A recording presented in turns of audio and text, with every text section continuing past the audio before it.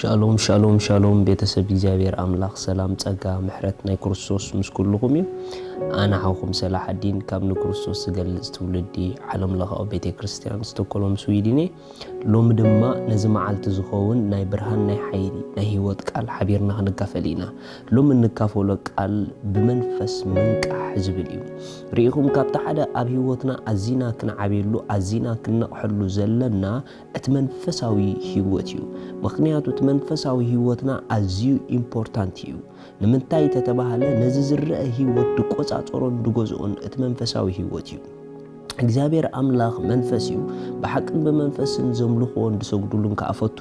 እግዚአብሔር አምላክ ድማ በትክክል ንዑ ዝርድኡ በትክክል ምስኡ ሕብረት ዝገብሩ በመንፈስ ዝነቕሑ ጥራሕዮም ምክንያቱ በስጋ በእምሮን እግዚአብሔር ክንርዶይ ንኽእለኒና እግዚአብሔር በመንፈስ ኢና ምስኡ ሕብረት ንገብር መጽሐፍ ቅዱስ ክዛረብ ከሎ አቀዳማይ ጴጥሮስ ምዕራፍ 5 ጥቅስ 8 ከምዚ ይብል ዲያብሎስ እቲ መጻርርትኩም ዝውሕጦ ደልዩ ከም ዝጓዝም አንበሳ ኮይኑ ይዘውር አሎሞ ተጠንቀቁን ንቁሑን ይሉ ሪኹም ተጠንቀቁ ንቁሑ ይሉ ይገርም እዩ ዲያብሎስ ተመጻርርትኩም ሲ ከም ዝውሕጦ አንበሳ ኮይኑ ኣብ ዙርያኩም ይኸሉላል ይሉ ግን ንስኩም እንታይ ግቦር ይሉ ተጠንቀቁ ይሉ ንቁሒ በኻላ አዘራረባ ነትናቱ መጻወድያ ነትናቱ ኣብ ህይወት ዲስትራክሽን ክፈጥር ንዓና ዝሰዶ ዘበለ ነገር ካብ ኩሉ ናቱ ነገራት ክንሕሎ መታ ንጠንቀቅን ንንቃሕን ይሉ ነገር ግን ካብ ናይ ጸላኢ መጻወድያ ካብ ጸላኢ ህይወትና ከምጾም ዝደል መሰናኽል ጥሒስናዮም ሰጊርናዮም ኩሉ ግዜ እንኸይድ ማዓሲ ተዳኢልኩምኒ ኣብቲ መንፈሳዊ ህይወትና ጥንቆቃትን ንቁሓትን እንተዳ ኮይና ኢና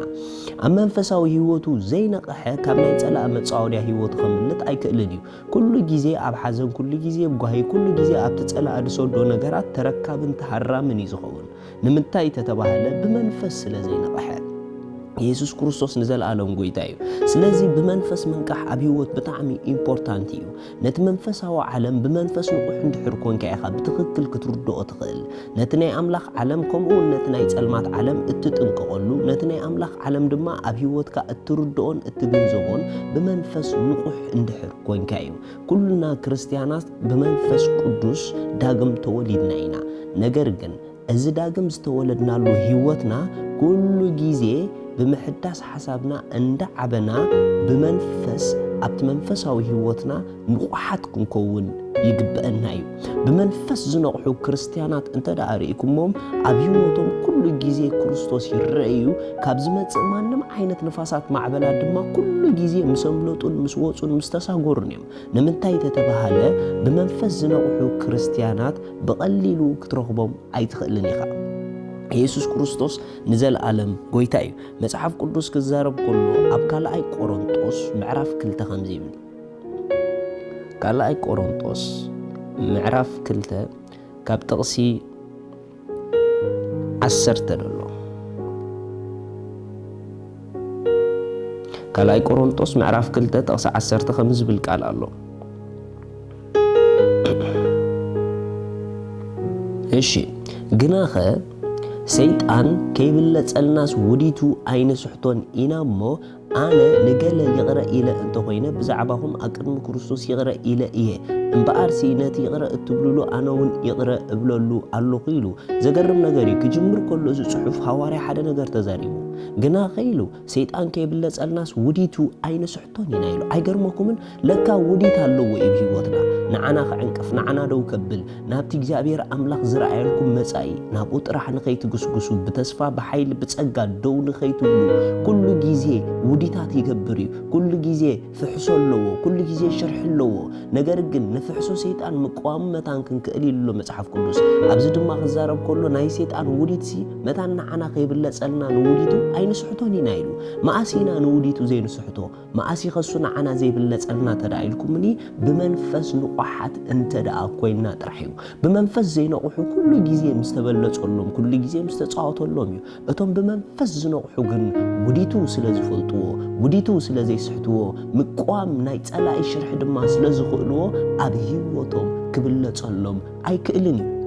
بتعنهم كبلة صلوا ما يكلنيو بناي رأيهم قدنا كبلة صلوا ما يكلنيو بفاينانشال نجارهم كبلة صلوا ما يكلنيو بمنهم عينة من قدي أبي وتوم تلاقي كم دللا يعتق جبرون كبلة صلوا من أي كلنيو نمن نتوم بمنفس زنوحو እቶም ብመንፈስ ዘይነቕሑ ግን ኩሉ ግዜ ኣብ ምልክት ሕቶ ምስ ነበሩ ኩሉ ግዜ ንዘጋጥሞም ነገር መውፂኡን መእተዊኡን ምስ ጠፍኦም እዩ ንምንታይ ተተባሃለ ብመንፈስ እንተደኣ ዘይነቕሕካ ብስጋ ምንቃሕካ ጥራሕ ኣኻሊ ይኮነን ብስጋ ተደኣ ነቕሕካ ነቲ መንፈሳዊ ዓለም ትግንዘቦን ትርድኦን ኢኻ ማለት ኣይኮነን ብዙሕ ዲግሪ ክሰቅል ትኽእል ኢኻ ስራሕ ክህልወካ ክእል እዩ ምናምን ብዙሕ ነገር ክህሉ ክእል እዩ ነገር ግን ካብዚ ኩሉ ዝሓለፈ ብመንፈስ ዘይንቑሕ ሰብ ክትከውን ኣይግብአካን እዩ ምኽንያቱ እቲ ዝዓበየ ብመንፈስ ምንቃሕ እዩ ህይወት ካብ መንፈስ ስለ ዝጅምር ስለዚ ኣሕዋት ኩሉ ግዜ ብመንፈስ ንቑሓት ንኽንከውን ቃል እግዚኣብሔር ነጽንዕ ሜዲቴሽን ንግበሮ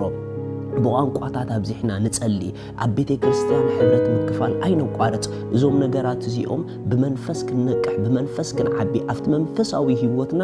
ኣብኡ ክንነቅሕ ስለ ዝሕግዙና እግዚአብሔር ኣምላኽ ኣዕዙዝ ይባርኽኩም ብመንፈስ ዝነቕሐ ኣብ ኩሉ ነገራቱ